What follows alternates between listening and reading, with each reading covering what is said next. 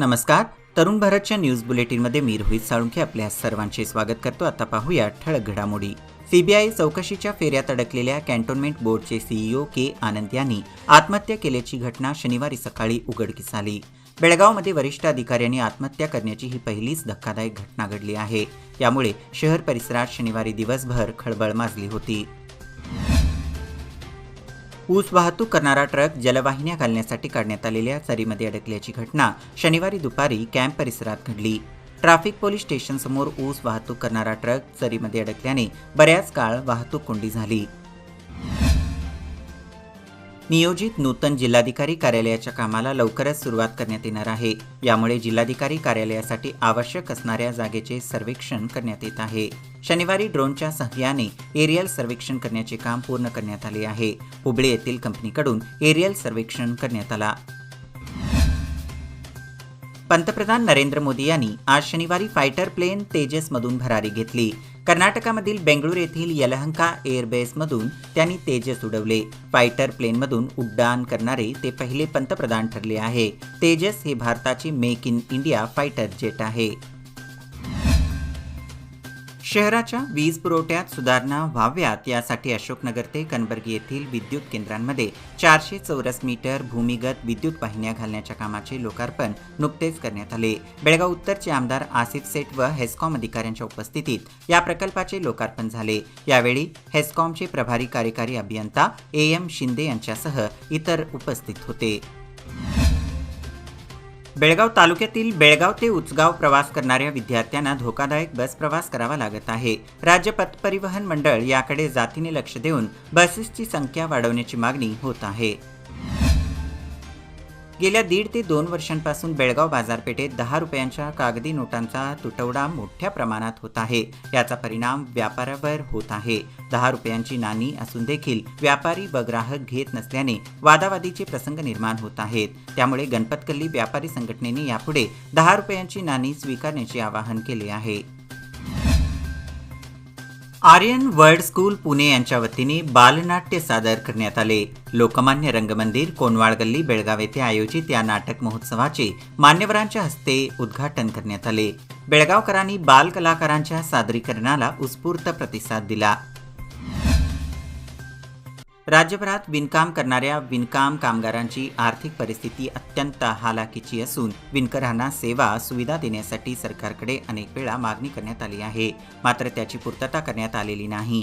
सुवर्णसौध येथे अधिवेशन सुरू होण्यापूर्वी राज्य सरकारने विणकर संघटनेच्या प्रतिनिधींशी चर्चा करून तोडगा काढावा, अन्यथा सुवर्णसौधवर भव्य मोर्चा काढून आंदोलन करण्यात येईल असा इशारा राज्य विणकर सेवा संघातर्फे देण्यात आला आहे. याबाबत शिरस्तेदार नदाफ यांना निवेदन देण्यात आले. शहापूर खडेबाजार येथे बऱ्याच दिवसांपासून मुख्य पाईपला गळती लागली होती. बऱ्याच दिवसानंतर L&T कंपनीने त्याची दुरुस्ती केली आहे. गळती दुरुस्त करावी अशी मागणी वारंवार करण्यात आली, मात्र त्याकडे दुर्लक्ष करण्यात आले. मात्र वार्ड क्रमांक 27 चे नगरसेवक रवी साळुंखे यांनी पाठपुरावा केला आणि ती दुरुस्ती केली. बांधकाम कामगारांच्या मुलांना देण्यात येणाऱ्या शिष्यवृत्ती अत्यंत तुटपुंजी करण्यात आली आहे. त्यामुळे तीव्र संताप व्यक्त करण्यात आला असून पूर्वीप्रमाणे शिष्यवृत्ती द्यावी, अन्यथा अधिवेशनावेळी तीव्र आंदोलन करू असा इशारा बांधकाम कामगार संघटना आणि मजदूर संघटनेच्या वतीने कामगार आयुक्तांना देण्यात आला आहे. हिंदू हृदय सम्राट बाळासाहेब ठाकरे यांच्या पुण्यतिथीनिमित्त पिरणवाडी गावातील नागरिकांची शुक्रवारी आणि शनिवारी असे 2 दिवस मोफत आरोग्य तपासणी करून त्यांना मोफत औषधे देण्यात आली. हा उपक्रम या भागातील शिवसेना कार्यकर्त्यांनी राबविला आहे. दैवज्ञ गणेशोत्सव दैवज्ञ ब्राह्मण संघातर्फे जयशंकर भवन येथे मौजीबंधन सोहळा मोठ्या उत्साहात पार पडला. राजू बेकवाडकर, देवीदास काकतीकर यांनी गणेश पूजन केले. मोहन कलघटकर, दीपक अडकुरकर, हेमंत मुतकेकर यांच्या हस्ते दीप प्रज्वलन करण्यात आले.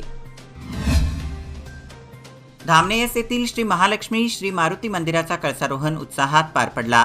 आज शनिवार दिनांक 25 रोजी आयोजित कार्यक्रमात प्रमुख पाहुणे म्हणून श्री शिवप्रतिष्ठान हिंदुस्थानचे संस्थापक संभाजी भिडे गुरुजी उपस्थित होते. सकाळी 8 वाजता गावातील छत्रपती शिवरायांच्या मूर्तीचे पूजन गुरुजींच्या हस्ते करण्यात आले. यावेळी कळसारोहण, मूर्ती अभिषेक, गोमाता प्रवेश, सुवासिनींचा वास्तू प्रवेश आदी कार्यक्रम मोठ्या उत्साहात पार पडले.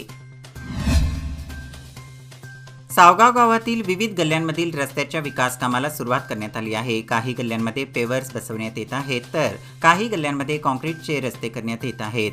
बेनकनहळ्ळी ग्रामपंचायतीने यासाठी पुढाकार घेतला आहे. या ठिकाणच्या रस्त्याचे काम होत असल्यामुळे नागरिकांमधून समाधान व्यक्त करण्यात येत आहे. बोरगाव शहरासह उपनगरांमधील अनेक चोरी प्रकरणाचा छडा लावण्यात पोलिसांना अपयश आले आहे. गेल्या वर्षभरापासून भंगार, गोडाऊनमध्ये चोरी, दुचाकी लांबवणे, बंद घरातील ऐवज लंपास, बस स्थानकात अनेक महिलांचे सोने लांबविले तसेच पंपसेट चोरीही झाले आहेत. अशा अनेक चोरी प्रकरणाचा तपास लावण्यात अपयश आल्याने नागरिकातून नाराजी व्यक्त करण्यात येत आहे. उच्च विद्युत दाब तसेच खराब तारांसह अन्य कारणांमुळे शॉर्ट सर्किट होऊन आगीच्या घटना निपाणी शहर व उपनगरात वाढत आहेत. यात लाखो रुपयांचे नुकसान होत असून याला हेस्कॉमची चूक तसेच संबंधित नागरिकांचे दुर्लक्षही कारणीभूत ठरत आहे. त्यामुळे संसारोपयोगी साहित्य जळून नष्ट होणे, रोख रकमेसह घरांचे नुकसान होणे यामुळे मोठा फटका बसत आहे. याबरोबरच हे बुलेटिन इथेच संपलं. अधिक माहिती आणि ताज्या घडामोडींकरिता पाहत रहा तरुण भारत न्यूज चॅनल. तसेच आमच्या चॅनलला लाईक, शेअर आणि सबस्क्राईब करायला विसरू नका. विश्वासार्ह बातम्यांसाठी दररोज सकाळी वाचा दैनिक तरुण भारत. धन्यवाद.